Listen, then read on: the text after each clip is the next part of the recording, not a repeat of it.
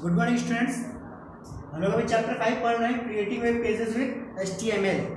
तो हम लोग हाइपर टेक्स्ट मार्कअप लैंग्वेज के बारे में पढ़ रहे हैं। तो हमने इसके बारे में जाना था कि HTML क्या है, HTML में टैग्स कितने टाइप्स के होते हैं, एलिमेंट्स क्या होते हैं, एट्रीब्यूट्स और उसका स्ट्रक्चर क्या होता है, ये हमने पढ़ लिया था। ठीक है कि HTML और हेड और टाइटल, बॉडी, ये सब टैग रहेंगे चाहे कोई भी HTML डॉक्यूमेंट रहे। इसके बाद हम लोगों ने देखा था कि किसी HTML फाइल को कैसे क्रिएट कर सकते हैं और कैसे उसको सेव कर सकते हैं। ठीक है, आज हम लोग को उसके आगे जानना है।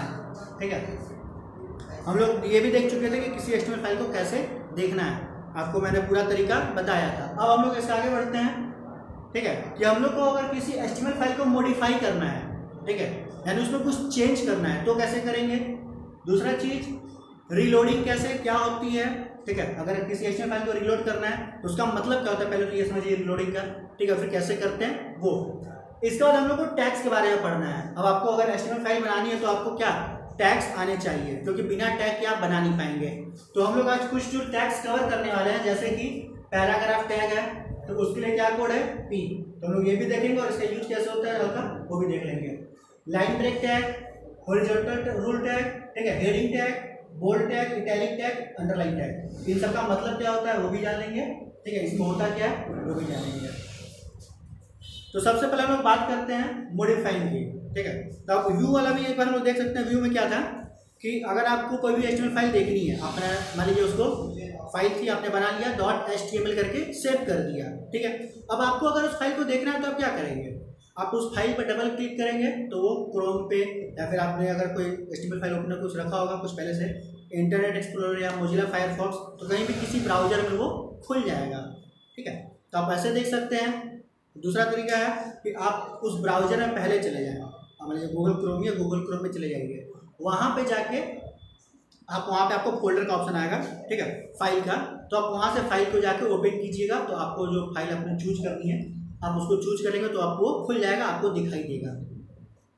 तो देखने तो उसी के आप आगे मॉडिफाई करना है। तो मॉडिफाई करना है तो नॉर्मल सी चीज़ है, क्या होता है कि अभी मैं आपको बता डबल क्लिक करेंगे तो आपका वो खुल जाएगा। तो आप उस फाइल को मॉडिफाई कैसे करेंगे, क्योंकि आप जब भी डबल क्लिक करेंगे वो ब्राउजर में खुल जाएगा। तो आपको करना कुछ नहीं है, आपको उस फाइल पे जाना है, आपको डबल क्लिक नहीं करना है, आपको राइट क्लिक करना है। ठीक है, राइट क्लिक करेंगे तो आपको ऑप्शन खुलेगा, तो उसमें एक ऑप्शन होता है ओपन विथ।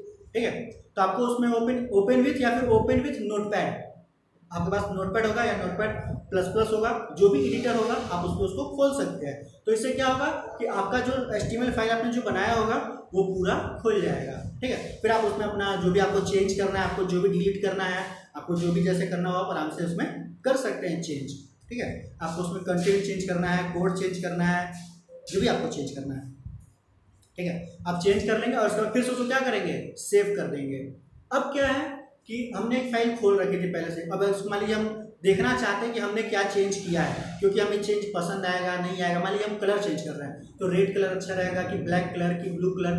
अगर हम बार बार कट करेंगे, बार बार खोलेंगे, बार बार वहाँ पे जाकर ब्राउजर में चेक करेंगे तो काफ़ी लेंथी प्रोसेस हो जाएगा। ठीक है, तो इसके लिए क्या सिंपल सा तरीका है कि आप अपने फाइल्स को एडिटर में खोल लीजिए। ठीक है, नोटपैड में खोल लीजिए, आप वहाँ पे चेंज कीजिए जो भी आपने चेंज कर लिया। मान लीजिए आपने ब्लैक को रेड कर दिया, ठीक है, अब उसको सेव कीजिए, ब्राउजर पे जाइए और ब्राउजर पे एक रीलोड यानी रिफ्रेश का बटन होता है, जो कि हम लोग पहले पढ़ चुके हैं। ठीक है, तो आपको देख सकते हैं रीलोड का रिफ्रेश का बटन होता है। ठीक है, आप जो उस पर क्लिक करेंगे या Ctrl+R दबाएंगे तो जो पेज होगा रिफ्रेश हो जाएगा, और आपने जो भी कोडिंग की होगी, आपने अगर रेड किया होगा तो रेड हो जाएगा। तो आपको सारा कुछ बंद करके फिर से खोलने की जरूरत नहीं पड़ेगी।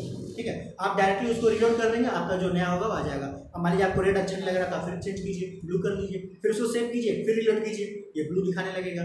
तो ये फायदा ये होता है कि HTML फाइल में जो भी चेंज करेंगे वो तुरंत शो हो जाता है। ठीक है, तो आप रीलोड का फायदा इस तरह से ले सकते हैं। तो रीलोड का काम ये होता है। ठीक, अब हम लोग बात करने वाले हैं टैग्स के बारे में। ठीक है, कि HTML जो टैग्स जो होते हैं वो कौन कौन से हैं और क्या है, उनका क्या काम है। तो सबसे पहले जो है पैराग्राफ टैग, ठीक है, जिसको जो लोग ऐसे लिखते हैं P, कैपिटल P। ठीक है, स्मॉल भी लिख सकते हैं, बट एक इनका जो कैपिटल लिखने का तरीका होता है, आप हमेशा कैपिटल लिखेंगे तो आपको आसानी रहेगी इससे। तो यहाँ पे P है और स्लैश भी है, यानी ये क्या है, स्टार्ट टैग और एंड टैग है। इसके बीच में जो भी रहेगा, जैसे मान लीजिए हमने लिखा है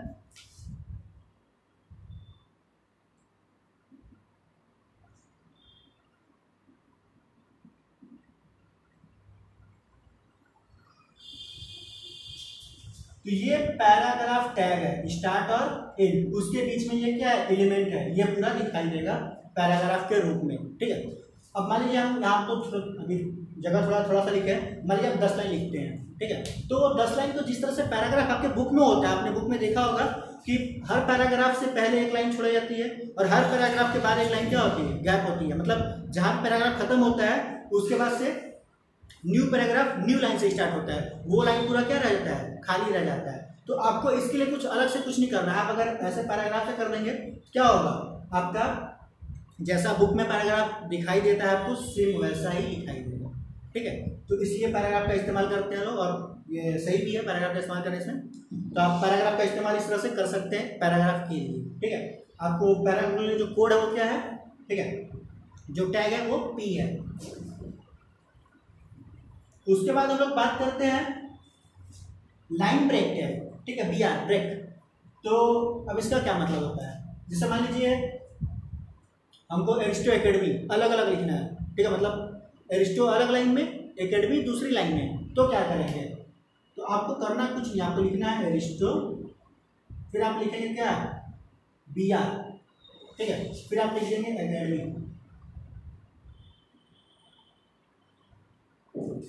ठीक है, आपने कोडिंग ऐसे की है, भले एक लाइन में लिखा है वहां पे, लेकिन आपको दिखाई कैसे देगा, एरिस्टो एकेडमी, इस तरीके से। ठीक है, आप भले वहां पे एक लाइन में ही सारा कोड लिख दीजिए, लेकिन आपने जिस तरीके से लिखा होगा वो आपको उस तरीके से दिखाई देगा। तो यहाँ पे जो BR होता है, BR का मतलब क्या होता है, ब्रेक। तो यहाँ पे लाइन को ब्रेक कर दिया, एरिस्टो तक लिखा, फिर क्या हुआ, लाइन ब्रेक हो गया, फिर न्यू लाइन पे आ गया, फिर एकेडमी लिख दिया। ठीक है, तो ब्रेक का इस्तेमाल हम लोग जब भी आपको लाइन ब्रेक करना हो, आपको लाइन खत्म करके नेक्स्ट लाइन से लिखना हो, तो आप क्या करेंगे, ब्रेक का इस्तेमाल करेंगे।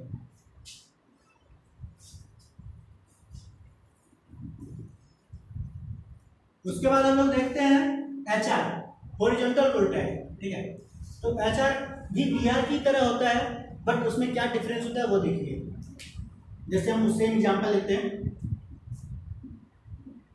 एरिस्टो, इस बार HR लेते हैं। ठीक है,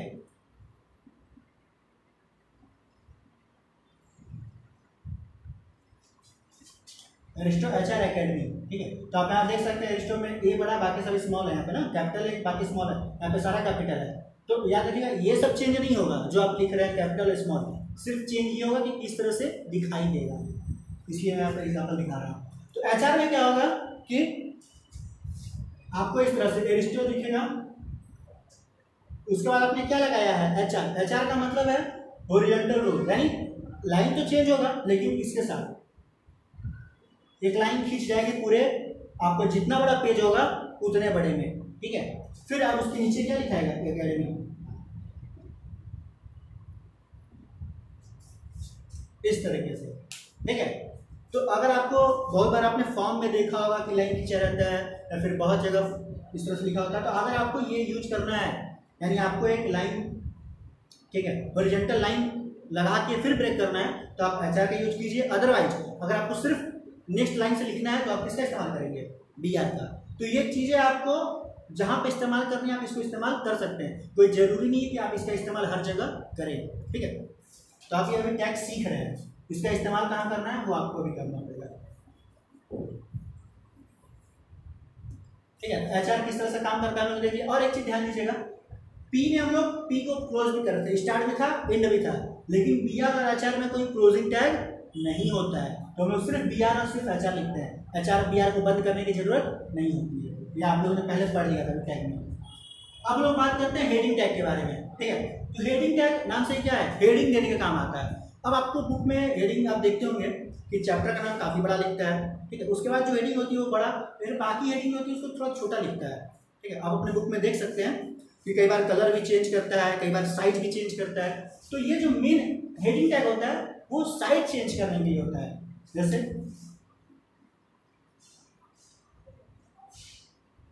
ये HR में लिखा है मैंने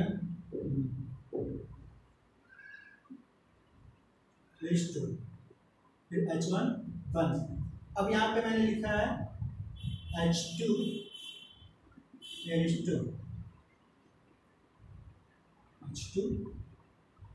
1, और इसी तरह से H6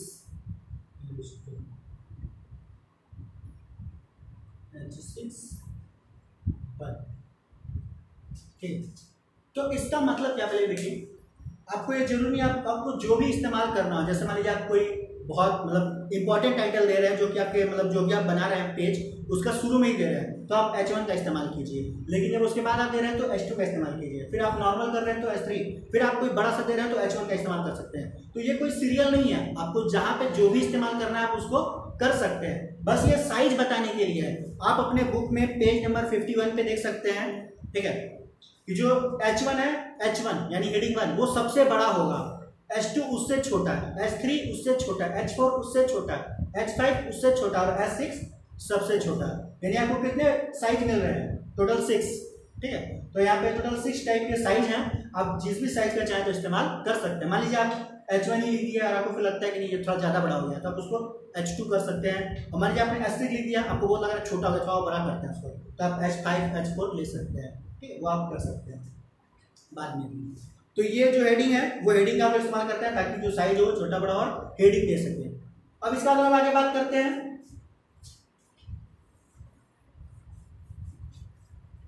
यहाँ पे 3 टैग हैं, bold tag, italic tag, underline tag. आप जब माइक्रोसॉफ्ट वर्ड पढ़ रहे होंगे, MS वर्ड पढ़ रहे होंगे, तो वहाँ पे आपने इसका इस्तेमाल किया होगा।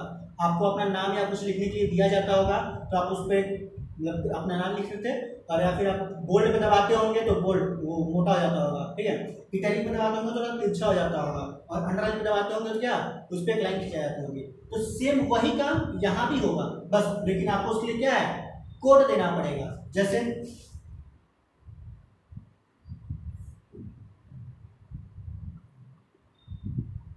मान लीजिए हम रेस्टो का ही एग्जाम्पल लेते हैं, ये बोल्ड का हम इस्तेमाल कर रहे हैं, उसके बाद ये क्या है, इटैलिक।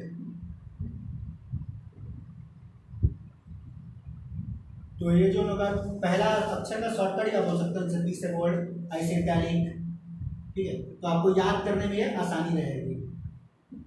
यू से अंडरलाइन है, तो इस तरह से हमने ये कोडिंग तो कर दिया, ठीक है, टैग लगा दिया। अब इसका मतलब क्या होगा कि सिर्फ ये लिखा है तो क्या, लेकिन आप जब यहाँ पे देखेंगे, आप जब ब्राउजर में जाके देखेंगे तो यही लिस्ट आपको कैसा दिखाई देगा, इस तरह से।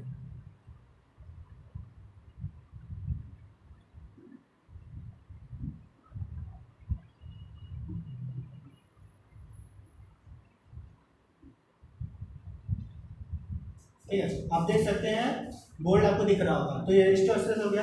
फिर इटैलिक है तो इस तरह से आपको दिखा सकता है, ये थोड़ा झुका हुआ तिरछा टाइप में, ठीक है, इटैलिक उसको बोलते हैं। फिर अंडरलाइन में क्या होगा, आपको नॉर्मली लिखा होगा रिस्टो, लेकिन उसके नीचे क्या होगा, एक लाइन खींचा होगा, ठीक है। तो कुल मिला के आपके पास 3 स्टाइल हो गए, ठीक है। आप चाहें तो जो भी लिखे हो उसको बोल्ड कर सकते हैं, चाहे तो उसको तिरछा कर सकते हैं, चाहे तो उसको अंडरलाइन कर सकते हैं। तो अगर आपको कुछ भी करना है तो आपको उसके लिए इस कोड का इस्तेमाल, इस टैग का इस्तेमाल करना पड़ेगा। अगर आपको बोल्ड करना है तो इसका, इटैलिक करना है तो इसका, और अंडरलाइन करना है तो इसका। आप तीनों भी कर सकते हैं, ठीक है, ये तीनों भी पॉसिबल है। आप तीनों कोड एक ही साथ इस्तेमाल कर सकते हैं, ठीक है। तो मान लीजिए अगर हम तीनों कोड एक साथ इस्तेमाल करेंगे तो कैसा हो जाएगा, इस तरह से।